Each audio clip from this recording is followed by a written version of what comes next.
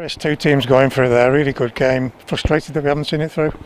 Well, yeah, obviously leading the game, you want to win the game, score a good goal.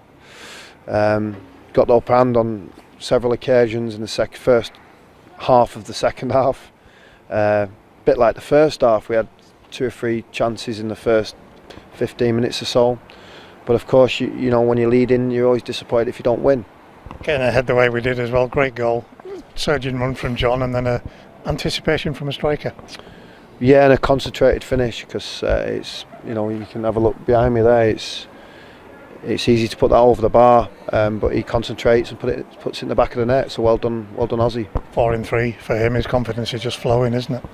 Yeah, he's got a great personality. Like I said, that's why we tried to upskill the squad in January, and he's brought a different element to centre forward play. So I'm really pleased about that. But like I said just before to the radio, it's just been a little difficult at the situation we're put in to get into the part of playing regular outside and training outside.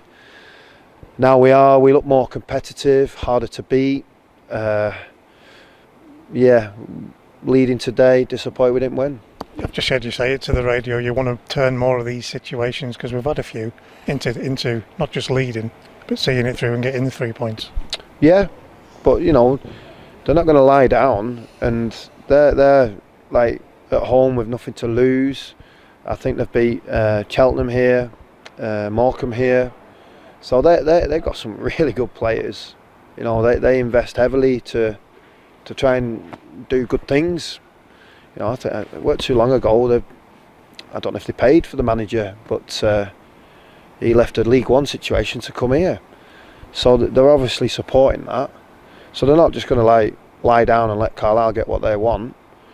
And our players work really hard to get in a position of strength. We just couldn't see it off. But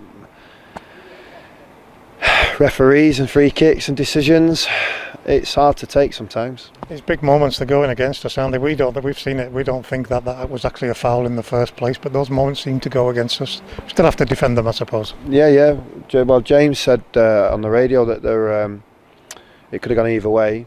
So if he's saying that, I would suggest it's more likely not a foul. But who knows? But what I would suggest is that, penalties given and taken off us. Penalties we've conceded, the one at Dean at Colchester, and the one where Reece Bennett heads the ball onto his shoulder. And then we have shots at goal. Joe Riley shoots against Tranmere, the centre half, tips it over the bar with his fingers, play on. John Mellis shoots at Colchester, it hits his arm, play on. It just happens sometimes, and that is really frustrating when you work so hard to gain advantage in a game. Magnus Norman at fault at all in the build-up to that coming for the ball, or was he bullied off the ball? No chance. What a great performance he had. He was excellent tonight and unprotected from the ref, and was brilliant. That was the reason I brought it up. Again, we've looked at it. It looks like there's contact on Magnus as he's trying to deal with the situation of the ball coming in. Well, I've not seen it yet back, but I've seen obviously the game, and it was brilliant. You know, to get the call at 12:30 that you're going to be playing today from Steve, and obviously getting the news that Paul's not available. Yeah, full credit to him. He's had to be patient, and he was excellent. That save onto the bar, that's one of the best saves of the season, isn't it? It was very good, considering he'd just been fouled prior to it, and it was play on. You've mentioned Paul Farmer. What's the situation with him, Chris? It's not too much. He just felt something a little bit yesterday in training near the end, and was honest enough to say he's not 100%, because there's one thing, we need our players 100%, because it's so tight to get a victory, and a convincing victory. Obviously on tonight's pitch it's very difficult to play football on the floor, and fair play to Mansfield to try and doing that, and ourselves did a little bit of that as well, but it is really difficult to play in them conditions. But yeah, everybody's got to be 100% to definitely give it 100% to try and win a game. Other than that, stuck with the same 10 lads from Saturday, 3-game unbeaten run now. Is there some momentum starting to come back? Well, yeah, I mean, we didn't you can't have momentum if you're not allowed to play. We're in full force before Christmas. We hit like the rocks we hit on the journey. You know, he smashes the boat up. We've got to like rebuild it and crack on, which we are.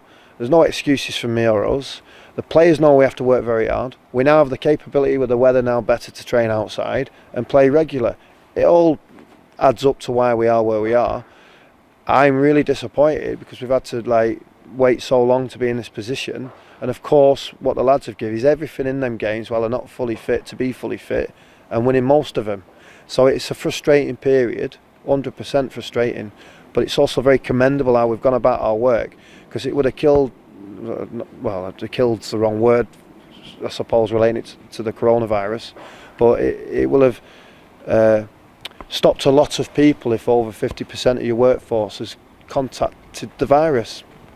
The fitness stats, I know you've said it already, that they're creeping back up. We're seeing it tonight. The lads are competing all the way through 97, 98 minutes.